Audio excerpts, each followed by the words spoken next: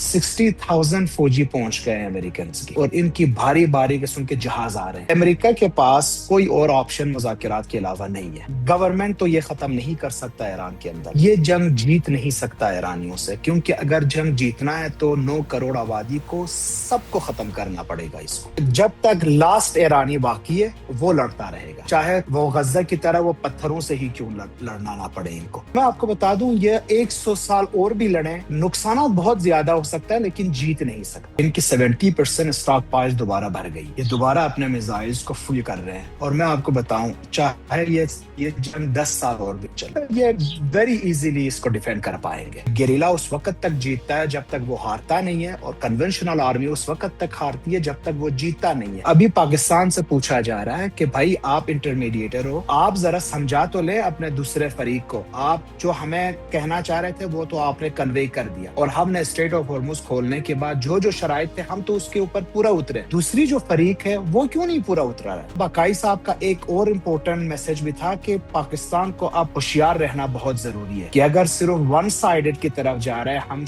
ہم سے مطالبہ کر رہا ہے اور دوسرے فریق کو کنٹرول نہیں کر سکتا، تو اس کی انٹرمیڈیٹری رول کے اوپر بھی پھر سوالات اٹھنے شروع ہو جائیں گے۔ پورا ایران کے حوالے سے آپ کو بتا دوں، پورا ایران کے اندر 1 گھنٹے کا لوڈ شیڈنگ نہیں ہوا پورا اس جنگ کے دوران۔ بسم اللہ الرحمن الرحیم، السلام علیکم ناظرین، پروگرام میں خوش آمدید۔ میں ہوں حیدر حیات خان۔ ایران اور امریکہ کے درمیان مذاکرات کا دوسرا دور پاکستان میں ہونا تھا، جس کے حوالے سے ڈونلڈ ٹرمپ نے اناؤنس کیا کہ ان کی ٹیم پاکستان پہنچے گی، لیکن آج سرپرائزنگلی ایران سے ایرانی وزارت خارجہ کے ترجمان اسماعیل بقائی صاحب کی جو پریس کانفرنس ہے، اس میں انہوں نے کہا کہ ایران امریکہ کے ساتھ فردر مذاکرات کے لیے اپنی کوئی ٹیم پاکستان نہیں بھیج رہا۔ کچھ جو وجوہات سامنے آ رہی ہیں ان میں ایک ریزن امریکہ کی جو بدستور ناکہ بندی موجود ہے، اور دوسرا کل ہم نے دیکھا کہ ایران کے ایک کارگو جہاز کو بھی امریکہ نے نشانہ بنایا۔ اب ایکچوئل ریزن کیا ہے؟ پھر یہ بھی باتیں سامنے آ رہی ہیں کہ ایران کے اندر ایک ڈویژن موجود ہے اپروچ کے اندر، ایک طبقہ جو پاور کوریڈورز میں فیصلوں کے حوالے سے اہم جو ہے وہ رول ہے، جس کا وہ یہ سمجھتا ہے کہ امریکہ کے اوپر فردر اعتماد کرنے کی ضرورت نہیں ہے، جبکہ ایک طبقے کی اپروچ ہے کہ مذاکرات کے نتیجے میں اگر امن ہو سکتا ہے تو اس کو اویل کرنا چاہیے۔ ایگزیکٹلی کیا پوزیشن ہے ایران میں، یہ جاننے کی کوشش کریں گے، اور اس کے لیے تہران سے مجھے ویڈیو لنک پہ جوائن کیا ہے محمد حسین باقری صاحب نے، ایکسپرٹ انٹرنیشنل افیئرس کے اور ڈائریکٹر ہیں اقبال فورم ایران کے۔ باقی صاحب بہت شکریہ آپ کا، آپ نے پروگرام کے لیے وقت نکالا۔ السلام علیکم۔ ادھر صاحب بہت شکریہ آپ کو، آپ کے ٹیم ممبرز اور پاکستان کے باشعور عوام کو تہران سے السلام علیکم۔ وعلیکم السلام۔ سر سب سے پہلے تو مجھے یہ بتائیے گا، یہ جو آج اسماعیل بقائی صاحب کی پریس کانفرنس ہے، بڑا کلیئرلی انہوں نے کہا کہ ہم اپنی ٹیم جو ہے وہ مذاکرات کے لیے پاکستان نہیں بھیجیں گے۔ رپورٹڈلی امریکن ٹیم جو ہے وہ شاید آج رات کسی بھی وقت پاکستان پہنچ سکتی ہے۔ کیا ایگزیکٹ وجہ بنی ہے جو امریکہ کی ناکہ بندی تھی؟ کل جو کارگو جہاز پر امریکہ کی جانب سے حملہ کیا گیا، یا اس سے پہلے ہی اپروچ ڈیولپ ہونا شروع ہو گئی تھی کہ اب مذاکرات کے حوالے سے امریکہ سنجیدہ نہیں ہے تو اگلے دور میں جانے کا فائدہ نہیں ہے؟ ادھر جب ہم پہلے مذاکرات کے فرسٹ راؤنڈ اسلام آباد کی بات کریں تو ایران نے اپنا مین نمائندہ ڈاکٹر قالیباف صاحب کو سینڈ کیا تھا۔ جی، ڈاکٹر قالیباف کون ہے؟ IRGC کو یہ ہیڈ کر چکے ہیں، 10 سال پولیس آرگنائزیشنز کو ہیڈ کر چکے ہیں، 24 سال کی ایج میں پورا ان کے پاس ایک فوج تھی جو عراق کے ساتھ یہ لڑ رہے تھے۔ یہ پائلٹ ہیں کمرشل فلائٹس کے، اور ابھی یہ اسپیکر ہے نیشنل اسمبلی کے، اور خامنئی صاحب کے بہت ہی کلوز لوگوں میں سے شمار ہوتے ہیں۔ ان کو عباس عراقچی صاحب کے ساتھ سینڈ کرنے اور ان کو ہی اس مذاکرات کے سربراہ رکھنے کا مطلب یہ تھا کہ ایران نے یہ ڈیسائیڈ کیا ہے کہ اب امریکہ کے ساتھ مذاکرات کر کے ایک اس جنگ کو ختم بھی کرتے ہیں، اور جو ہمارے ڈفرینسیشنز ہے تقریباً 50 سال کے بعد ہم اس کو ختم کرنے کی طرف آگے بڑھتے ہیں۔ لیکن بالکل ٹھیک۔ اسی ٹائم پہ بھی ایک بہت زیادہ پریشر تھا قالیباف صاحب کے اوپر۔ میں یہ نہیں کہوں گا کہ اکثر عوام ایسے سوچتے ہیں، نہیں، ایران کی کچھ خاص عوام ایسے سوچتے ہیں، لیکن یہ خاص عوام وہ ہیں جو کہ پولیٹیکل لابیز اور پولیٹیکل پارٹیز اور ڈفرینٹ آرگنائزیشنز میں ان کی ہاتھ بہت مضبوط ہے۔ تو وہ یہ پریشر بلڈ اپ کر رہے تھے جب 2 بار مذاکرات کے بیچ میں ہی آپ کے اوپر اٹیک ہو گیا. جے سی او پی اے کو لے لیں، اس کو آپ نے سائن کرنے کے بعد 2 سال ان تک مذاکرات کرنے کے بعد بھی انہوں نے پھاڑ دیا. تو پھر مذاکرات سے آپ کو کیا مل رہی ہے؟ آپ کیوں کر رہے ہیں دوبارہ ہوں، مذاکرات؟ لیکن دیکھیں، کیونکہ ایرانی گورنمنٹ ایک ریشنل گورنمنٹ ہے، ایک ساورنٹی ہے، اور اس کے ساتھ ساتھ ہسٹری پڑھتے ہیں یہ لوگ. یہ بہت شوق سے پڑھتے ہیں، اور یہ بہت، میں آپ کو بتا دوں، وائز پیپل ہے پالیسی میکنگ کے اوپر. انہوں نے کہا چاہے ہم 4 سال لڑے، 40 دن لڑے، یا 40 سال لڑے، آخر پہ تو ہم نے مذاکرات ہی کرنی ہے. ہم ایسے ایسے قوم نہیں ہے کہ صبح شام تک لڑتے رہیں گے. ایک تو 200 سال کی ہسٹری چیک کرے، ہم نے اٹیک کبھی نہیں کیا، ہم ڈیفینڈ کرتے ہیں، اور اپنا ڈیفینڈ کرنا ہم بہترین طریقے سے جانتے ہیں. ابھی بھی مذاکرات کرنے کا مطلب یہ نہیں کہ ہم نے ہار مان لیا، نہیں. ہم تو دست برتری ہے. 40 دن سپر پاور نے کوشش کی کہ ہمیں ختم کریں. بار بار اپنے مین ایمز اور ٹارگٹس انہوں نے چینج کیا. سورنٹی کو ختم کرنی تھی، گورنمنٹ کو چینج کرنا تھا، انہوں نے انریچ یورینیم کو لے کے جانا تھا، انہوں نے ہماری کیپیبلٹیز میزائل اور ڈرونز کی ختم کرنی تھی، اس کے بعد اسٹریٹ کو کھول. یہ سارے ہر روز یہ چینج کرتے رہے، لیکن ہم اپنے بات پہ اپنے موقف پہ ابھی تک قائم ہیں. تو ابھی جو راؤنڈ آف نیگوسیشنز ہیں، پرسوں تک یہ بالکل تیاری میں تھے کہ اپنا صحیح. تہران اس کا انتظار کر رہا تھا کہ ان کی جو مطالبات ہیں واشنگٹن کی طرف سے اس کا جواب آئے، جیسے کہ انہوں نے فیلڈ مارشل صاحب کو بتا دیا تھا. لیکن پھر اچانک کیا ہوا؟ اس کی تین مین ریزنز ہیں. پرسوں رات سے 3 خلاف ورزیاں کی ہے امریکہ نے اس جنگ بندی کے حوالے سے. ایک، ساؤتھ آف لبنان کے اوپر پھر سے اٹیک کرنا شروع کر دیا اسرائیل نے. دوسری بات، ایران کی جو تسکا کمرشل جہاز تھی، اس کے اوپر کل رات انہوں نے ایک میرا خیال ہے گائیڈڈ میزائل ڈیزاسٹر سینڈ کر کے اس کو تباہ کر کے، اس کو روک کے اس کے اوپر میرینز اتاری ہیں اپنی. اور جی. یہ دوسری بات. اور تیسری بات یہ کہ اندار کے ایران کی جو بندرگاہ ہیں اس کو آپ نے محاصرہ کیا ہے. لیکن اس کے ساتھ ساتھ ایک اور بھی وجہ ہے جو مین وجہ ہے، کمتر اس کے بارے میں بات ہوتی ہے. آپ ڈپلویمنٹ چیک کریں، 60,000 فوجی پہنچ گئے ہیں امریکنز کی خطے کے اندر، اور ان کی بھاری بھاری قسم کے جہاز آ رہے ہیں. ایک بات تو یہ ہے کہ ظاہر ہے اسٹریٹ آف ہرمز کیونکہ بند ہے، اب ان کی بحری بیڑے نہیں آ سکتے، تو یہ اپنے جو ساز و سامان ہے وہ جہازوں کے تھرو لے آ رہے ہیں. اس کی ایک ٹنل بن رہی ہے، یہ بہت زیادہ ٹریفک دیکھ رہے ہیں ہم جہازوں کی. ایران کہتا ہے جب آپ مذاکرات کرنا چاہتے ہیں اور آپ ون ون سچویشن کریٹ کرنا چاہتے ہیں، کوئی بھی مذاکرات کا ٹیبل ہو، عقل مند لوگ بیٹھتے ہیں، لین دین ہوتی ہے، گفتگو ہوتی ہے، اور اس کے بعد ایک انجام تک ہم پہنچتے ہیں. جب آپ اس طرح کی حرکات مذاکرات سے پہلے کرتے ہو، اس کا مطلب صرف ایک ہی بات ہوتی ہے کہ ہم پہ اعتماد نہ کیا جائے. ہم مذاکرات میں بھی آپ کو ہٹ کریں گے، مذاکرات سے پہلے بھی آپ کی شرائط کو ہم نقض کریں گے، اور مذاکرات کے بعد بھی ہم اپنے شرائط کے اوپر پورا نہیں اتریں گے. تو ایران ابھی سوال اٹھا رہا ہے، اور یہ بہت امپورٹنٹ سوال ہے جو پاکستان سے پوچھا جا رہا ہے. میں پہلے دن سے تقریباً 40 دن پہلے میں نے عرض کیا تھا کہ ٹرمپ کی آپ اگر پرسنالٹی کو چیک کریں تو یہ اپنے مفادات کے لیے کسی بھی ملک کو قربان کر سکتا ہے، کسی بھی شخص کو قربان کر سکتا ہے. تو ابھی پاکستان سے پوچھا جا رہا ہے کہ بھائی آپ انٹرمیڈیٹر ہو، تو آپ ذرا سمجھا تو لے اپنے دوسرے فریق کو. آپ جو ہمیں کہنا چاہ رہے تھے وہ تو آپ نے کنوے کر دیا، اور ہم نے اسٹریٹ آف ہرمز کھولنے کے بعد جو جو شرائط تھے ہم تو اس کے اوپر پورا اترے. دوسری جو فریق ہے وہ کیوں نہیں پورا اترا رہا ہے؟ اور آج جو باقائی صاحب کا ایک اور امپورٹنٹ میسج بھی تھا کہ پاکستان کو اب ہوشیار رہنا بہت ضروری ہے، کہ اگر صرف ون سائیڈڈ کی طرف جا رہا ہے، ہم سے مطالبہ کر رہا ہے اور دوسرے فریق کو کنٹرول نہیں کر سکتا، تو اس کی انٹرمیڈیٹری رول کے اوپر بھی پھر سوالات اٹھنے شروع ہو جائیں گے.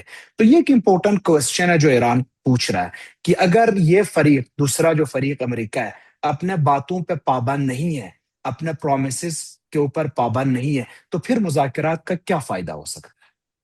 ٹھیک ہو گیا. اچھا مجھے سر یہ بھی بتائیے گا کہ ابھی جس طرح آپ نے خود فرمایا کہ تقریباً 60,000 کے قریب امریکی فوجی جو ہیں وہ اس خطے میں داخل ہو چکے ہیں، اور اس کے بعد آپ نے یہ بھی بلکہ ہم ایران سے کافی لوگوں کو سن رہے ہیں اس حوالے سے بھی کہ کافی بحریہ جو ہے وہ بھی انگیج ہے امریکہ کی اس ریجن میں.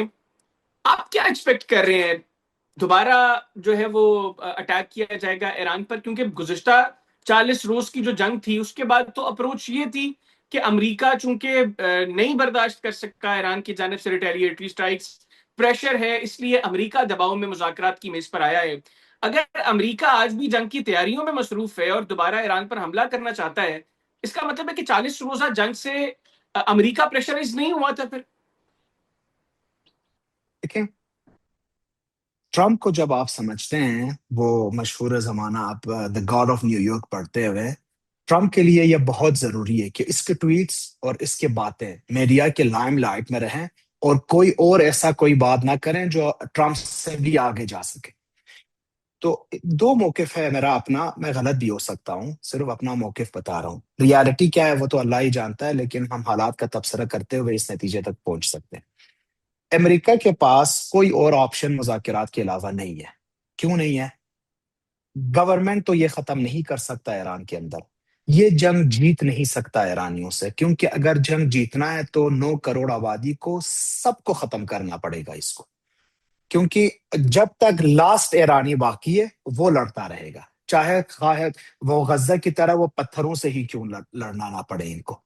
دوسری بات، 40 دن 500 سے زیادہ تقریباً ایئر کرافٹ یوز کرتے ہوئے 4000 سے زیادہ جگہوں کو بمباری کرنے کے بعد کیا ملا؟ کچھ بھی نہیں ملا جو یہ کہہ سکیں کہ ہم اس جنگ کو جیت گئے۔ بالکل ایسا ہے کہ تہران کے اوپر، اصفہان کے اوپر، ہرمزگان کے اوپر، پورا ایران کے اوپر بھاری نقصانات ہوئے ہیں، ہم اس کو مانتے ہیں، اور ملیٹریلی اگر آپ کمپیئر کریں تو ان کی جو ملٹری مائٹ اور پاور ہے، state of the art technology ہے، وہ ہمارے پاس نہیں ہے۔ لیکن جیسا کہ ہینری کسنجر نے اپنا مشہور زمانہ آرٹیکل فورن افیئرز میں لکھا تھا کہ گریلا اس وقت تک جیتتا ہے جب تک وہ ہارتا نہیں ہے، اور کنونشنل آرمی اس وقت تک ہارتی ہے جب تک وہ جیتتا نہیں ہے۔ تو میں آپ کو بتا دوں، یہ 100 سال اور بھی لڑیں اسی طرح جو پہلے 40 دن لڑے ہیں، نقصانات بہت زیادہ ہو سکتا ہے لیکن جیت نہیں سکتا۔ اس کے ساتھ ساتھ پریشر بھی بہت زیادہ بلڈ اپ ہوگا۔ ٹرمپ کے اوپر دیکھیں، 29 اپریل کو انہوں نے اپنے جو شرح سود ہے اس کو مقرر کرنا ہے، ایک سائن مارکیٹس کو انہوں نے دینی ہے، اس کے ساتھ ساتھ 2 مہینے کے بعد فیفا ورلڈ کپ ہونے جا رہا ہے امریکہ کے اندر، اس کے سیکیورٹی کو انہوں نے دیکھنا ہے، اس کے بعد نومبر میں ان کا ایک مڈ ٹرم الیکشنز ہونا ہے، اس کو بھی دیکھنا ہے، اور پھر جس طرح سے ٹرمپ کی جو سپورٹ گر رہی ہے ایون میگا کے اندر، یہ بہت زیادہ اس کے اوپر پریشر ہے۔ لیکن پھر یہ اتنا فوجی ساز و سامان لے کے کیوں آ رہا ہے؟ میرا ایک تجزیہ یہ ہے کہ یہ اس ساز و سامان کو دکھاتے ہوئے میڈیا میں یہ کہنا چاہ رہا ہے کہ ہم نے اتنا ان کے اوپر زور ڈال دیا، یہ ڈر کے مذاکرات کی میز پہ آ گئے اور ہم نے یہ جنگ ختم کر دی۔ یہ اس کا پہلا صورتحال ہو سکتا ہے۔ دوسری بات یہ کہ اگر ایران کسی بھی طرح مذاکرات کے لیے تیار نہ ہو تو یہ ایک بہت ہی بڑا آپریشن ایران کے خلاف کرنے کے لیے پورا اتریں گے۔ میرا خیال ہے ابھی کی جو صورتحال میں دیکھ رہا ہوں، چیزوں کو دیکھ رہا ہوں، مجھے لگتا ہے کہ at the end of the day Trump مذاکرات کے لیے ہی تیار ہوگا، لیکن یہ بھی بالکل ہو سکتا ہے کہ وہ ایران کے اوپر دوبارہ جارحیت کرنے کی کوشش کرے، لیکن آپ کا کیا خیال مجھے ہے؟ ابھی کچھ چیزیں نظر اطلاعات کچھ اطلاعات یہ بھی ہیں کہ ٹرمپ کو یہ تجویز دی گئی ہے کہ اگر وہ حقیقتاً مذاکرات کے لیے سنجیدہ ہیں تو جو ایران کی ڈیمانڈ ہے کہ ناکہ بندی ختم کی جائے، اس کے اوپر غور کریں، اور ٹرمپ نے کہا ہے کہ اس کے اوپر مشورہ کیا جا سکتا ہے۔ اگر آج امریکہ یہ اعلان کرتا ہے کہ ٹھیک ہے ہم یہ ناکہ بندی ختم کرتے ہیں، تو کیا ہم ایکسپیکٹ کریں کہ کل ایرانی وفد مذاکرات کے لیے پاکستان آئے گا؟ دو چیزیں ہیں، ایک ناکہ بندی ختم کرے، دوسری بات لبنان کے اوپر دیکھیں، لبنان از اے ویری امپورٹنٹ کی ایلیمنٹ ہیئر، ہمیں نہیں بھولنا چاہیے۔ ایران لبنان کو ایک پراکسی نہیں سمجھتا، ایران کا کنٹینیوس مشن سمجھتا ہے، کیونکہ یہ تو ایرانیوں کے فیور میں ایرانیوں کو سپورٹ دینے کے لیے جنگ پہ اترے تھے۔ تو مجھے لگتا ہے کہ، اور یہ بھی یاد رکھیں 2 مہینے کے بعد وہاں پہ الیکشنز بھی ہو رہے ہیں، اور this election is also very important for Iran, اور ایران اگر یہ جنگ بندی کرنے میں اسپیشلی لبنان کے اندر کامیاب ہوتا ہے تو the next government of Lebanon would be in the favor of حزب اللہ، یا وہ خود بنائے گا یا میجورٹی سپورٹ ملے گی۔ اس لیے دو باتیں، ایک ناکہ بندی ختم کریں، دو لبنان کے اوپر سیز فائر کو یہ لاگو کریں۔ اگر یہ دو شرائط ہوتے ہیں تو میرا خیال ہے 24 گھنٹے کے بعد ایرانی وفد پہنچ سکتی ہے اسلام آباد۔ اچھا، دوسرا یہ بھی بتائیے گا کہ ایران کے اوپر بھی بہرحال جس طرح آپ نے کہا کہ کافی نقصان ہوا ہے، ایک تو آپ کنفرم کریے گا، کیونکہ میں نے جو کچھ رپورٹس پڑھی ہیں آپ ابھی انٹرویو سے پہلے بھی، تقریباً $270 ارب کا بتایا جا رہا ہے کہ ایران کو نقصان ہوا ہے. یہ کنفرم کرتے ہیں. دوسرا مجھے یہ بھی بتائیے گا کہ ایران کے جو آئل ریزروائرز ہیں وہ بھی کہتے ہیں کہ اگر یہ 15 روز تک امریکہ ناکہ بندی جاری رکھتا ہے تو وہاں پر کیپیسٹی ختم ہو جائے گی، اور اس کے بعد ایران کے جو آئل ویلز ہیں ان کو خطرہ ہوگا کہ وہ بیٹھ سکتے ہیں، اور پھر ایران کو ایک اور جو ہے وہ سنگین کرائسس کا سامنا کرنا پڑ سکتا ہے. اس حوالے سے تھوڑا سا بتائیے گا، کہ کچھ لوگوں کا خیال یہ ہے کہ یہ ناکہ بندی کا مقصد یہ بھی تھا کہ ایران جو روزانہ $550 ملین کما رہا ہے، $450 ملین کما رہا ہے، اور سیکنڈلی جو آئل ویلز ہیں اگر یہ اس کے بند ہوتے ہیں اس سے جو ان کو نقصان ہو سکتا ہے، یہ بھی ٹرمپ کی ایک اسٹریٹجی کا حصہ ہے کہ اس طرح پریشرائز جی کیا جائے. جی، دو باتیں آپ نے کی ہے. $270 بلین کا جو ڈیمیج ہے یہ صرف انفراسٹرکچر ڈیمیجز ہے. اس میں 3,400 کے قریب جو لوگ شہید ہو گئے ہیں ان کی ریپریشن نہیں ہے. تو وہ اگر تو آپ ان ڈیفینیٹلی کے انسانی ریپریشن، جان کی تو کوئی قیمت جی نہیں ہے، اس میں تو کوئی نہیں، شک نہیں. پھر بھی آپ نے سپورٹ تو کرنا ہوتا ہے ان فیملیز کو. آپ نے ڈیفینیٹلی. گورنمنٹ کے ایز اے گورنمنٹ ان کو سپورٹ کرنا ہوتا ہے، اور یہ بھی جنگ کے نقصانات میں ہوتے ہیں. تو میرا خیال یہ تقریباً $300 بلین سے زائد ہے. یہ بات ٹھیک ہے، اور یہ کنفرم ہے ایرانیوں کے سائڈ سے. دوسری بات جو آپ نے کی ہے، دیکھیں دو باتیں. ایک، ایران کا تیل بیچنے کا صلاحیت ابھی بھی ایران کی جو شیڈو فلیٹس ہیں، جو کہ آپ کو پتہ ہے ایران کا مین بزنس وہی ہینڈل کرتے ہیں. دنیا کے ڈفرینٹ پارٹس پہ ان کی ڈفرینٹ کشتیاں ڈفرینٹ جھنڈوں کے ساتھ ہیں. وہ ایرانی گورنمنٹ اور آئل منسٹری کے مطابق تقریباً 80 دن کے لیے ان کے پاس بیچنے کا تیل موجود ہے. مطلب یہ کہ اگر یہ 80 دن تک یہ ناکہ بندی جاری رکھتے ہیں، پھر بھی 80 دن تک ان کا ایوریج جو تیل سیل ہوتا ہے یہ پیسے ان کو ملتے رہیں گے. یہ پہلی بات. 80 دن تک ان کے شیڈو فلیٹس کے اندر آلریڈی آئل اویلیبل ہے. دوسری بات، ایران کی جو آؤٹ پٹ ہے آئل ویلز سے، یہ خارک آئی لینڈ اور ان کے پاس تقریباً 18 اور بھی جگہ ہیں جہاں پہ یہ آئل ایکسٹریکٹ کر کے وہاں پہ اسٹور کر سکتے ہیں. اسٹور کے حوالے سے بھی میں آپ کو بتا دوں، 120 دن تک یہ بآسانی اپنا آئل کی جو پیداوار ہے اس کے اوپر یہ کام کر سکتے ہیں، اور ان کی جو آئل ہے یہ خشک نہیں ہوگا، یا ان کے اندر پانی نہیں آئے گی، یا گیس نہیں آئے گا اس سے. تو 120 دن تک ایرانی گورنمنٹ کے مطابق ان کی جو آئل ایکسٹریکشن ہے وہ کام جاری رہ سکتا ہے ناکہ بندی کے ساتھ بھی، اور 80 دن تک ان کا جو آئل ایکسپورٹ ہے وہ بھی ہو سکتا ہے شیڈو فلیٹس کی وجہ سے. بالکل. اچھا وکیل صاحب، مجھے یہ بھی بتائیے گا کہ جو باتیں مذاکرات کی میز پر پہلے دور میں ہوئیں، اس کے بعد ہم نے یہ خبر سنی کہ کافی چیزوں کے اوپر کنسنسس ڈیولپ ہو گیا تھا، لیکن مذاکرات کے دوران کئی دفعہ ماحول ایسا ہوا کہ دونوں اطراف سے آوازیں اس قدر اونچی ہو گئیں کہ کمروں سے باہر تک آوازیں جانا شروع ہو گئیں. اور پھر اینڈ آف دا ڈے جو 3 بڑی چیزیں جن کے اوپر کنسنسس ڈیولپ نہیں ہوا، ایک وہ لبنان کا ایشو تھا، ایک اسٹیٹ آف ہرمز، اور تیسرا ایران کا جو نیوکلیر پروگرام ہے. اسٹیٹ آف ہرمز کے حوالے سے تھوڑا بتائیے گا کہ اب ایرانین اپروچ کیا ہے. اگر امریکہ لبنان کے حوالے سے اپنی پوزیشن کلیئر کرتا ہے اور جو ایرانی مطالبہ ہے اس کو پورا کرتا ہے، تو کیا ایران اسٹیٹ آف ہرمز کو واپس پہلے کی سٹیج کے اوپر لے کر جائے گا، یا پھر اس کے اوپر ایک نیا فریم ورک ترتیب دیا جائے گا جس پر ایران ٹول کلیکٹ کرے؟ اور سیکنڈلی جو نیوکلیر پروگرام ہے، جو جے سی پی او کے اندر آپ لوگوں نے طے کیا امریکہ کے ساتھ، ایران اسی اپروچ کے اوپر آگے بڑھے گا، یا اس سے بڑھ کر ایران کچھ آفر کرنے کو تیار ہے؟ جو کچھ باتیں ہیں کہ 5 سال یا 10 سال کے لیے انریچمنٹ پروگرام زیرو کر دے، اور جو نیوکلیر ڈسٹ ہے وہ روس سے بھی باہر الفاظ ظاہر کی ہے، لیکن چین اور پاکستان کے حوالے سے بھی چیزیں کہتے ہیں کہ ٹیبل پر ہیں. دو سوال ہے یہاں پہ. ایک اسٹریٹ آف ہرمز کے اوپر، میں آپ سے اس طرح اس کا جواب ایک سوال کے روپ میں دیتا ہوں. آپ کے پاس اٹم بم ہے، اگر آپ کسی کے ساتھ مذاکرات کریں اور وہ آپ کو کہیں کہ یہ اٹم بم کا پروگرام، آپ اٹم بم بنانے سے پہلے کے اسٹیٹس میں واپس جائیں، کیا آپ جا سکتے ہیں؟ کبھی نہیں. ایران کے لیے میں آپ کو بتا دوں، ایک اٹم بم سے زیادہ مؤثر آبنائے ہرمز، اور اس سے بھی بڑھ کے جو ہائیڈروجن بم کہتے ہیں ہم، وہ کارڈ ہے باب المندب. اب ان دونوں میں سے ایران کبھی بھی دستبردار نہیں ہوگا. یہ جنگ سے پہلے کی حالت میں واپس جا ہی نہیں سکتے. ایران نے یہ بہت کلیئر موقف کہا. یہ تو اب ایک رول بنا رہے ہیں کہ جنگ کے بعد بھی ہم ٹیکس کلیکٹ کریں گے یہاں سے. ٹول کلیکٹ کریں گے کیونکہ یہ ہمارا رائٹ بنتا ہے، اور جس طرح کے اخراجات ہیں یہاں پہ سیکیورٹی کی پوائنٹ آف ویو سے وہ کریں گے. لیکن یہ کیسے کریں گے، کس مد میں پیسے لیں گے، کیسے لیں گے، کس کے مشاورات سے لیں گے، عمان کو کیسے منائیں گے، امریکہ کے ساتھ بیٹھیں، یہ سارا مذاکرات میں طے ہو سکتا ہے. لیکن یہ بات بھول جائیں کہ یہ ایران اپنا ایٹم بم کا جو پروگرام ہے، جو بنایا ہے اور اس کو چلایا بھی ہے، اس کے پہلے دور سے واپس چلے جائیں، یہ نہیں ہو سکتا. دوسری بات جو یورینیم انریچمنٹ کے حوالے سے میں آپ کو بتا دوں، ایران بہت کلیئرلی پچھلے 30 سال سے کہہ رہا ہے کہ ہم ایٹم بم نہیں بنانا چاہتے. آپ چاہتے ہیں کہ یقین دہانی ہو کہ ہم ایٹم بم نہیں بنانا چاہ رہے ہیں، آپ اپنا پروپوزل دے دیں. پروپوزل میں یہ ہے کہ 60% انرچ نہ ہو، 5% ہو، تو ہم ماننے کو شاید تیار ہیں. اس کے مقابلے میں آپ ہمیں کچھ دے دیں، ہم بھی آپ کو یہ دے دیں گے کہ آپ کو اطمینان ہو کہ ہم نہیں بنانا چاہ رہے.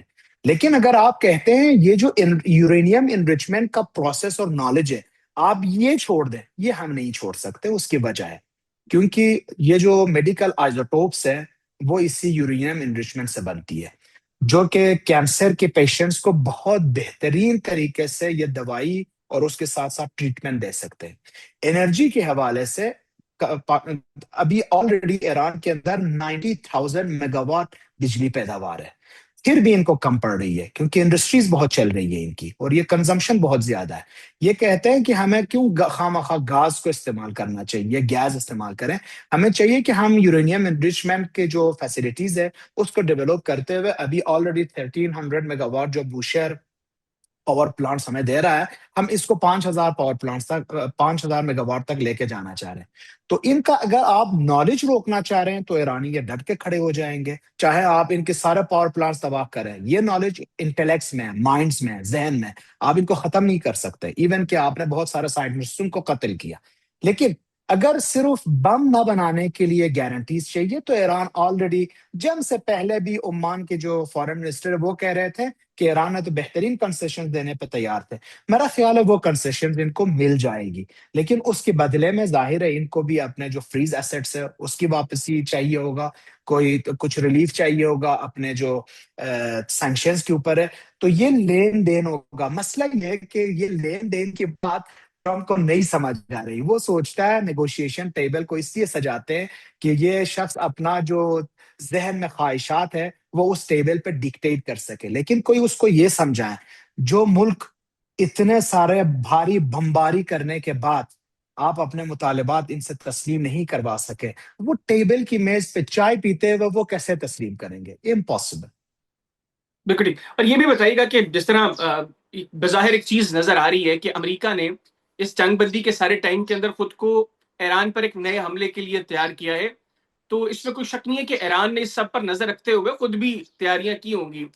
ایز آف ناؤ کیا حالات ہیں، اپروچ ہے ایران میں، اور ایران کتنا عرصہ امریکہ کے ساتھ اس جنگ کو برداشت کر سکتا ہے، یا لڑنے کی صلاحیت ہے ایران کے پاس؟ آلریڈی اس جنگ بندی میں ایک فائدہ جو ایران کو ہوا ہے، کل ہم رپورٹ دیکھ رہے تھے کہ ان کی 70% اسٹاک پائز دوبارہ بھر گئی ہے.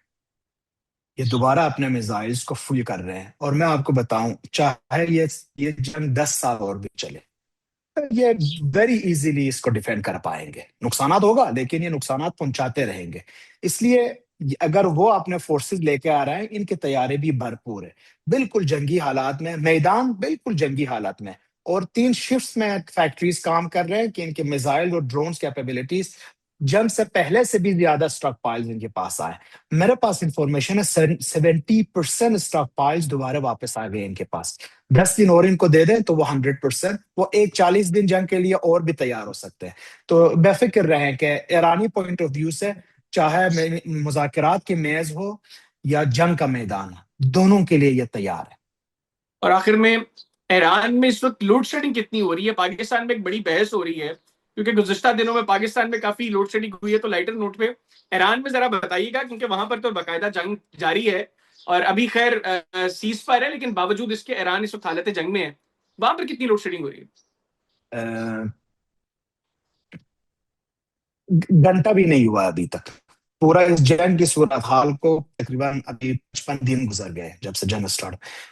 میں نارتھ آف تہران میں میرا آفس ہے، ویسٹ آف تہران میں گھر ہے میرا. 2 اور بھی آفیسز ہیں، مشہد میں اور شیراز میں بھی. پورا ایران کے حوالے سے آپ کو بتا دوں، پورا ایران کے اندر 1 گھنٹے کا لوڈ شیڈنگ نہیں ہوا پورا اس جنگ کے دوران. اور الحمدللہ اسی لیے تو میں کہتا ہوں کہ یہ ایک عجیب کیفیت ہے کہ جو ایران کو وزٹ نہیں کرتا اس کو اس وقت تک یقین نہیں ہوتا کہ یہ کتنا اتنے سینکشنز کے باوجود ڈیولپ کیا. میں آپ کو پہلے بھی عرض کر چکا ہوں کہ 90,000 میگا واٹ الیکٹریسٹی پیداوار ہے ان کی.